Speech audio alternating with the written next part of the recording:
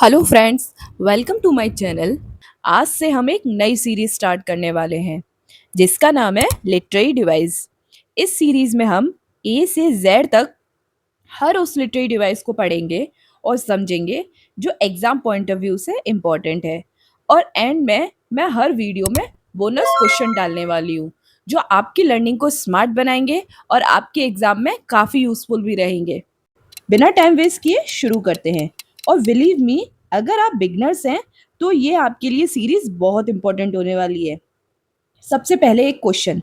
English literature पढ़ते वक्त आपने कभी ना कभी ये वर्ड्स ज़रूर सुने होंगे: allegory, irony, symbolism, blank verse, sonnet. और पहली बार इन्हें देखकर यही लगा होगा ये इंग्लिश लिटरेचर है या कोई सीक्रेट कोड है।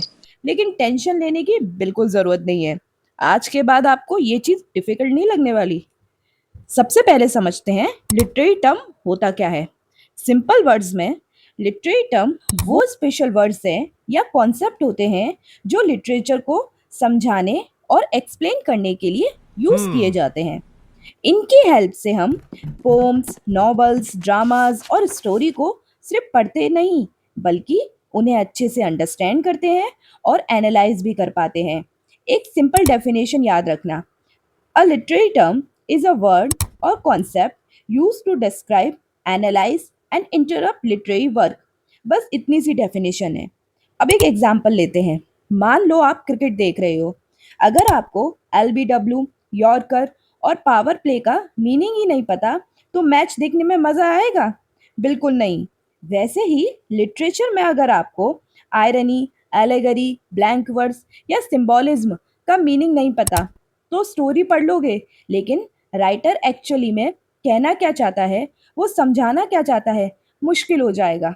इसलिए लिटरेरी टर्म बहुत इंपॉर्टेंट होते हैं। अब सवाल आता है, हम लिटरेरी टर्म पढ़ते क्यों हैं?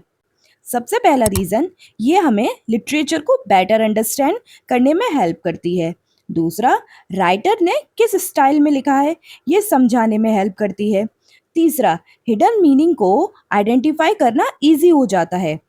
और सबसे इम्पोर्टेंट, एग्जाम में आंसर ज़्यादा प्रोफेशनल लगता है। सिंपल डेफिनेशन लिखना और लिटरेरी टर्म यूज़ करके आंसर लिखना बहुत ज़्यादा डिफरेंस होता है। अब देखते हैं लिटरेरी टर्म यूज़ कहाँ किए जाते हैं। पोइट्री में, ड्रामा में, नॉवेल्स में, शॉर्ट स्टोरीज में और यहाँ तक कि ऐसे राइटिंग में भी। इंग्लिश लिटरेचर का ऑलमोस्ट हर टॉपिक लिटरेरी टर्म से कनेक्टेड है। अब कुछ कॉमन लिटरेरी टर्म देखते हैं: allegory, blank words, irony, symbolism, sonnet. अब कॉमन लिटरेरी टर्म देखते हैं। एलेगरी, जब एक स्टोरी के अंदर हिडन मीनिंग या मॉरल मैसेज छुपा होता है। वहीं ब्लैंक वर्स, जब पोएम रिदम में हो लेकिन राइम ना हो। आयरनी, जब एक्सपेक्टेड और एक्चुअल सिचुएशन बिल्कुल अपोजिट हो। सिंबोलिज्म, जब कोई ऑब्जेक्ट या कैरेक्टर किसी डीपर आइडिया को रिप्रेजेंट करे। वहीं सोनेट 14 लाइन की एक स्पेशल टाइप पोम। सोनेट के बारे में मैंने अपने चैनल पे ऑलरेडी एक रील डाल रखी है। अगर आपको जानना है सोनेट क्या होती है और सोनेट के कितने टाइप होते हैं तो आप मेरी वो रील जाके विजिट कर सकते हैं।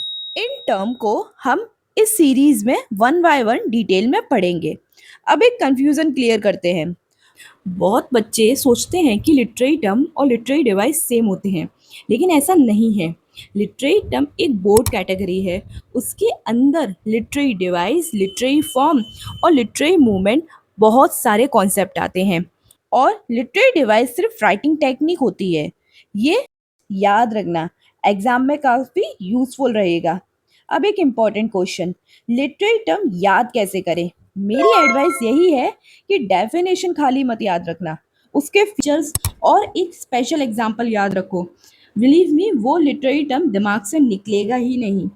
आज हमने सीखा लिटरेरी टर्म क्या होते हैं, ये इम्पोर्टेंट क्यों है, कहाँ यूज़ किए जाते हैं और इन्हें याद कैसे किया जाए। आज का एपिसोड इंट्रोडक्शन था। अब असली लर्निंग नेक्स्ट एपिसोड से स्टार्ट होगी। और नेक्स्ट एपिसोड में हम पढ़ेंगे एलेगरी के बारे में, एक ऐसा लिटरेरी टर्म जो एग्जाम में बहुत बार पूछा जाता है।